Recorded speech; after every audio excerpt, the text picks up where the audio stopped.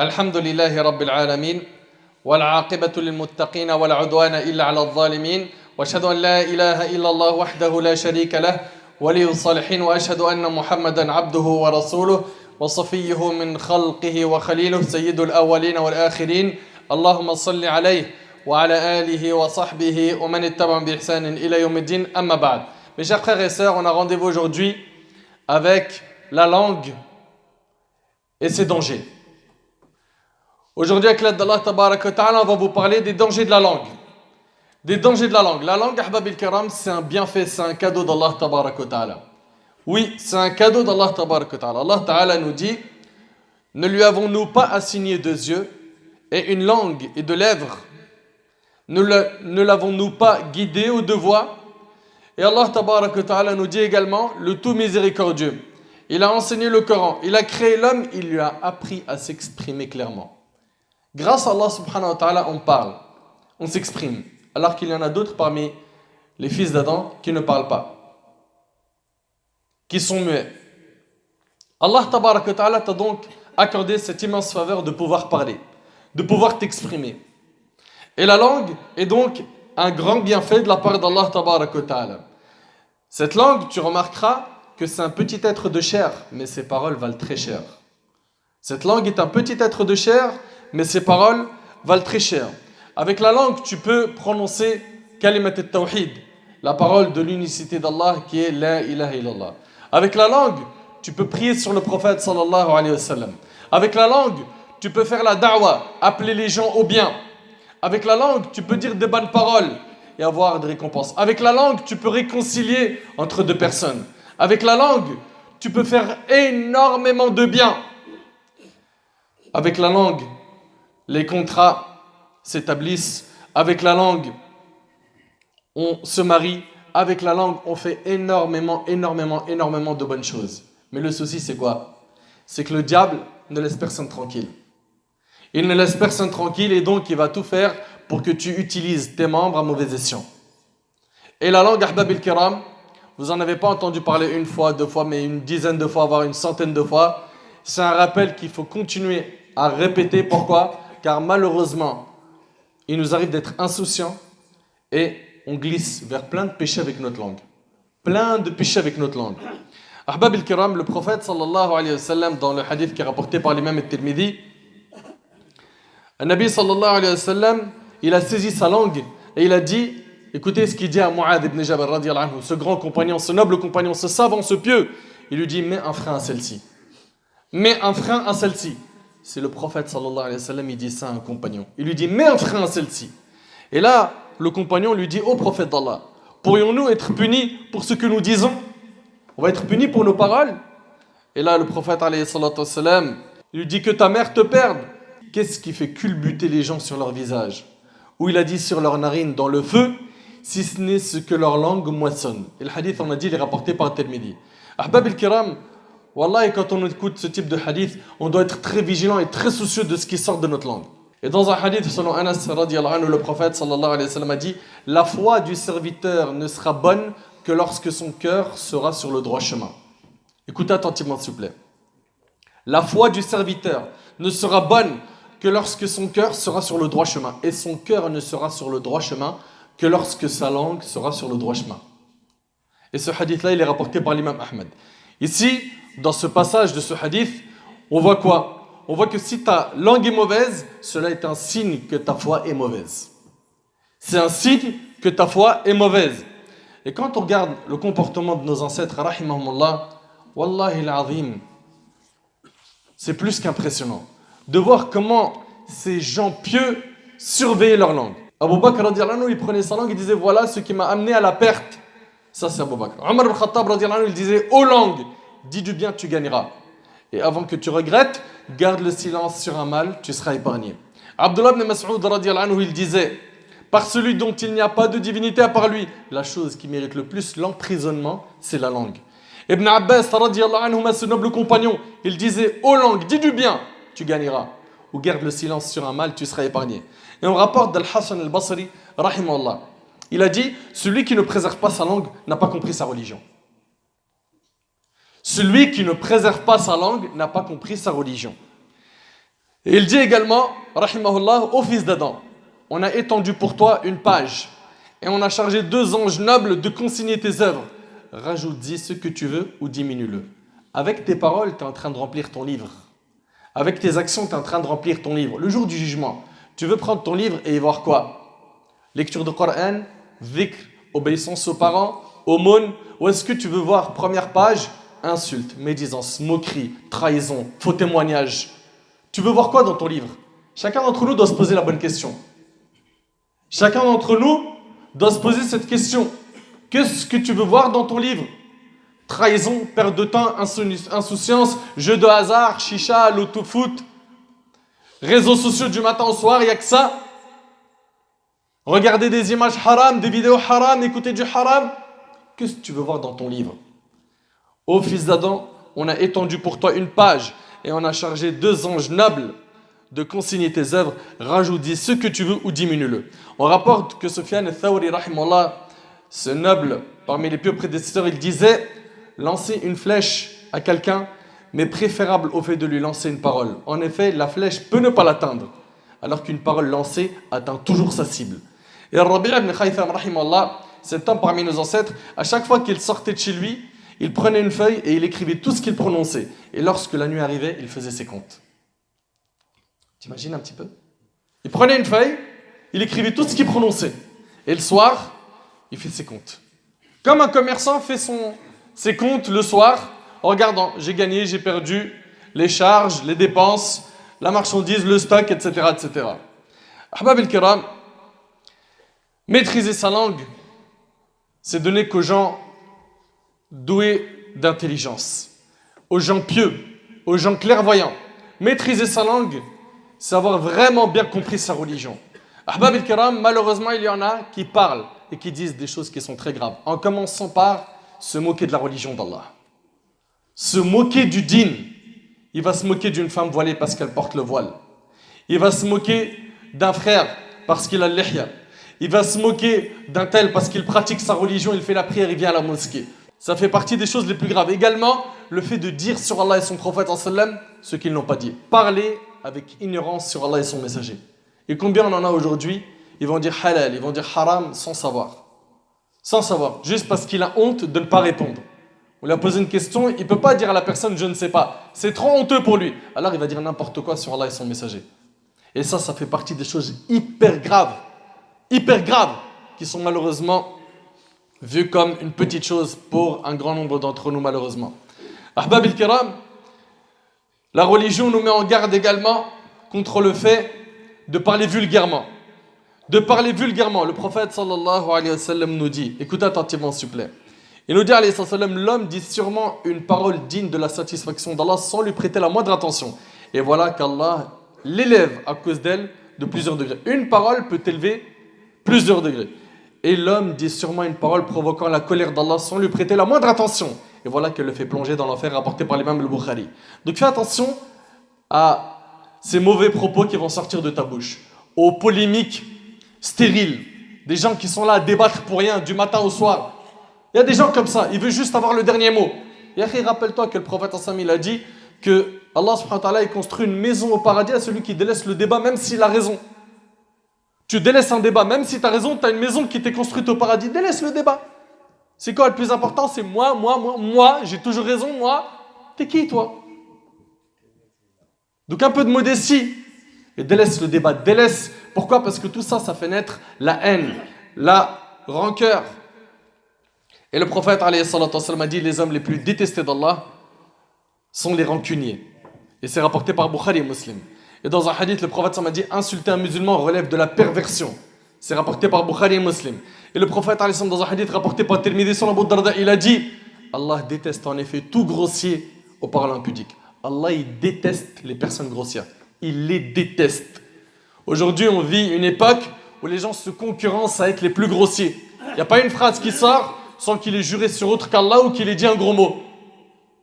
Et de cette manière-là, il a du style. De cette manière-là, il se débrouille bien. Hein. Ah ouais, lui, il a le verbe. Quel verbe? Verbe quoi? Il insulte à longueur de journée et il s'en vante et les gens disent de lui que c'est quelqu'un de classe. La hawla wa la quwwata illa billah al-ali al-azim. Le Nabi sallallahu alayhi wa sallam, il nous a dit, celui qui croit en Allah et au jour dernier, qu'il dise une bonne chose ou qu'il garde le silence. Si tu veux parler, parle pour dire des bonnes choses. Sinon, garde le silence. Wallahi al-azim, le silence, c'est la meilleure chose à utiliser quand tu ne sais pas quoi dire et que tu as envie de dire n'importe quoi et que ça y est, les futilités vont commencer à sortir de ta tête, voire même les mauvaises paroles. Et vous savez, ahbab al-kiram, les gens qui parlent mal généralement, ils parlent mal parce que leur cœur est rouillé. Parce qu'en réalité, la langue exprime ce que contient le cœur. Si ce cœur il est propre, il est pur, il est bien entretenu, avec le Coran, le dhikr, la bonne fréquentation, avec le fait de s'écarter du haram, etc., cette personne prononcera des bonnes paroles. Mais si cette personne, son cœur il est noir, plein de haine, plein de jalousie, plein d'envie, que des mashakil, que des problèmes dans son cœur, sa langue ne prononcera finalement que ce que le cœur cache. C'est pour ça, ahbab al-kiram, au lieu de s'attarder sur vos apparences, mettez le paquet sur quoi ? Sur votre cœur. Ils sont toujours là à regarder est-ce que je suis bien habillé ou pas, est-ce que je porte les meilleurs parfums ou pas, est-ce que j'ai la meilleure montre ou pas, le dernier téléphone ou pas, que dans l'apparence. Et après, concentre-toi sur ça. Concentre-toi sur ça, sur le cœur. Ahbab al-kiram, la langue est à surveiller. Elle est à surveiller aussi de la médisance et de la calomnie.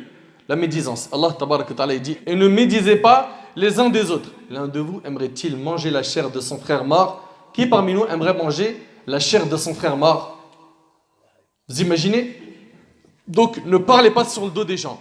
Et celui qui parle mal sur le dos des gens, il risque beaucoup. Premièrement, selon Abu Barz al-Aslami, le prophète sallallahu a dit: ô vous qui avez cru avec vos langues, alors que la foi n'a pas encore pénétré votre cœur, ne médisez pas des musulmans. Et ne cherchez pas les défauts de vos frères, car quiconque cherche les défauts de son frère en islam, Allah cherchera les siens. Et celui dont Allah cherche les défauts, il l'humiliera en mentionnant ses défauts. Et après, c'est simple.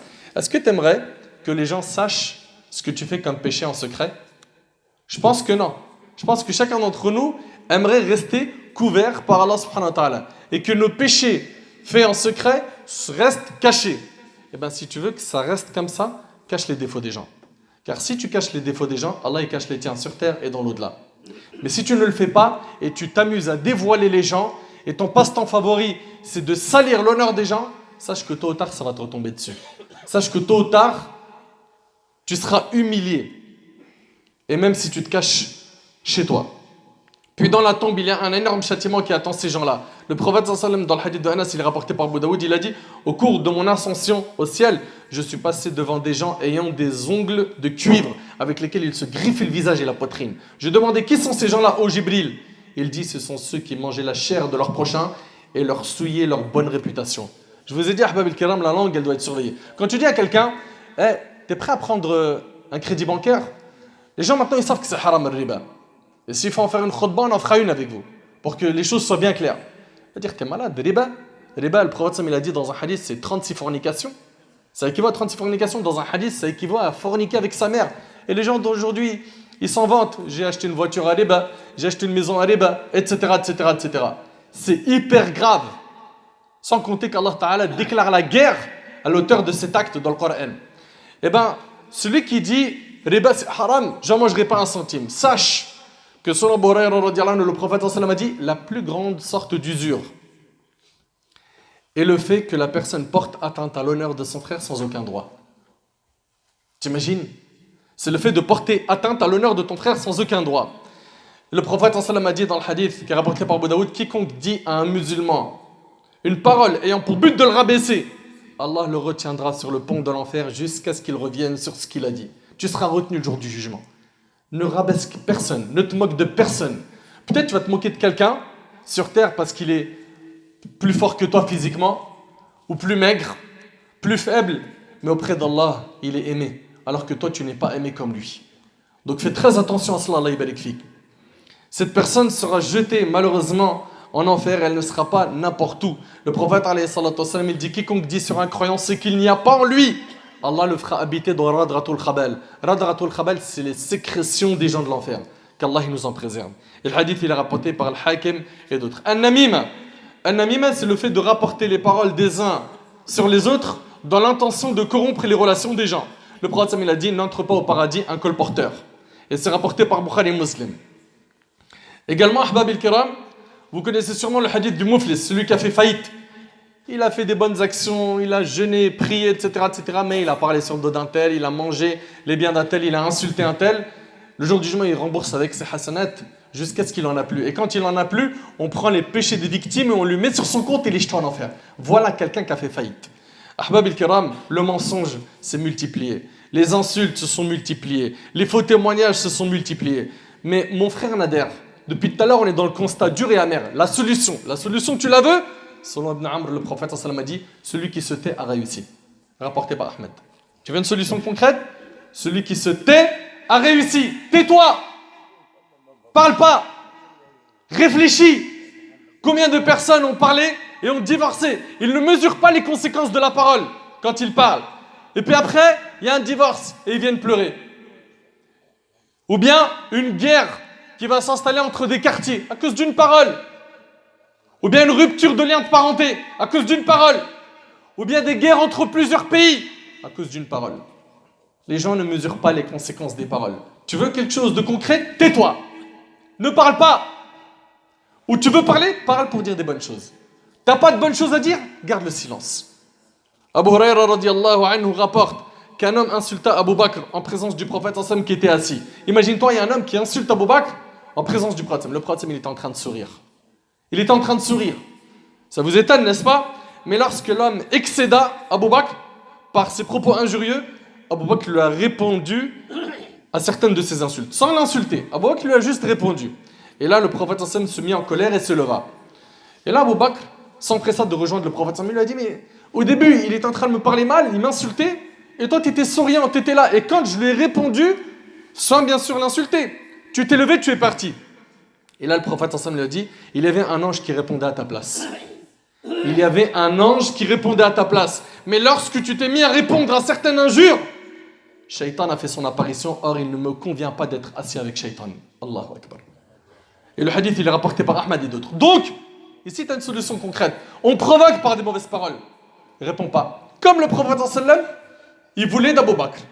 Et si tu réponds, parce que tu dois répondre, sinon il peut t'arriver pire, ne sois pas injuste. Ne commets pas de péché.